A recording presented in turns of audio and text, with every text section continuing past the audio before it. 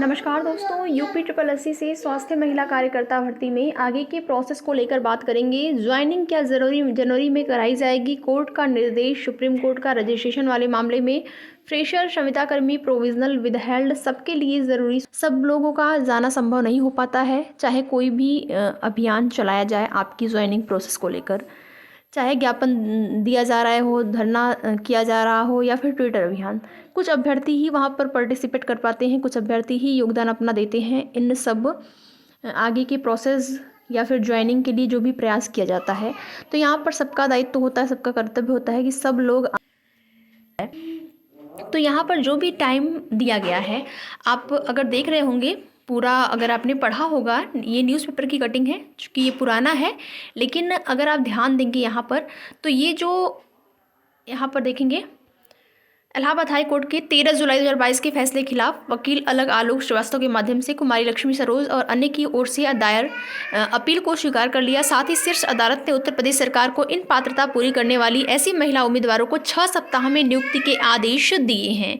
यहाँ पर अगर बात करें तो इस जो भी निर्देश है, उस निर्देश के आधार पर उनको भी शामिल किया जाता है जो रजिस्ट्रेशन वाले अभ्यर्थी हैं, जिनको कि इस भर्ती में सम्मिलित नहीं किया गया। तो 8,831 की आपकी फाइनल लिस्ट आई हुई है और यहाँ पर सुप्रीम कोर्ट का ऑर्डर है। तो किस प्रकार से, वो तो शासन के हाथ में है, शासन चाहे तो पदों की संख्या को बढ़ा भी सकते हैं, घटा भी सकते हैं। जो आपका 9,212 भर्ती है, उसमें अगर शासन चाहे, हाँ, शासन का अगर निर्देश होगा तो वहाँ पर कुछ पद जोड़े जा सकते हैं।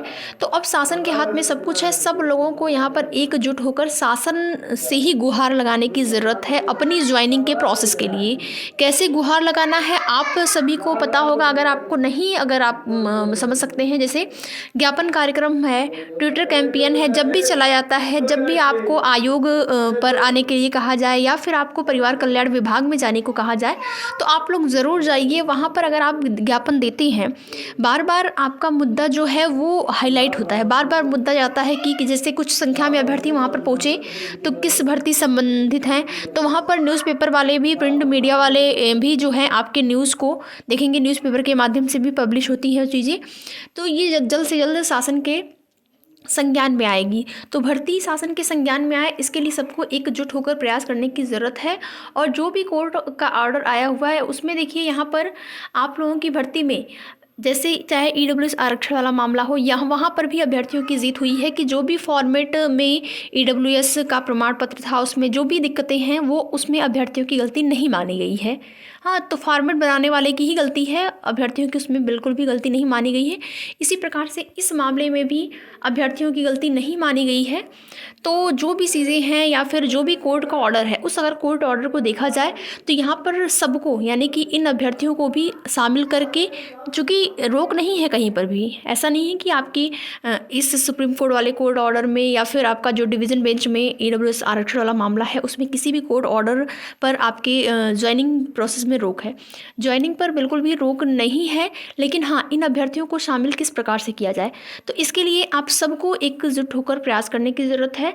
आप लोग प्रयास करते रहिए। आज भी अभ्यर्थियों ने काफ़ी सराहनीय प्रयास किया है और पिछले जब भी आप लोगों से कहा जाता है प्रयास करने के लिए ज्वाइनिंग प्रोसेस को लेकर, तो जो भी आसपास के रहते हैं एएनएम बहनें, वो जाती हैं, प्रयास करती हैं। बाकी अभी तक ऐसा कोई शासन की तरफ से आदेश नहीं आया है, क्योंकि ये कोर्ट का ऑर्डर है। कोर्ट की तरफ से तो निर्देश है कि उनको शामिल किया जाए, लेकिन शासन की तरफ से क्या फैसला लिया जाता है, इसमें क्या जवाब लगाया जाता है, ये चीज़ें अभी तक क्लियर नहीं हो पाई हैं। तो आगे की जो भी जैसी भी सूचना होगी, आप सभी को उसकी जानकारी चैनल के माध्यम से समय समय पर दी जाएगी। वीडियो में लास्ट तक बने रहने के लिए आप लोगों का बहुत बहुत धन्यवाद।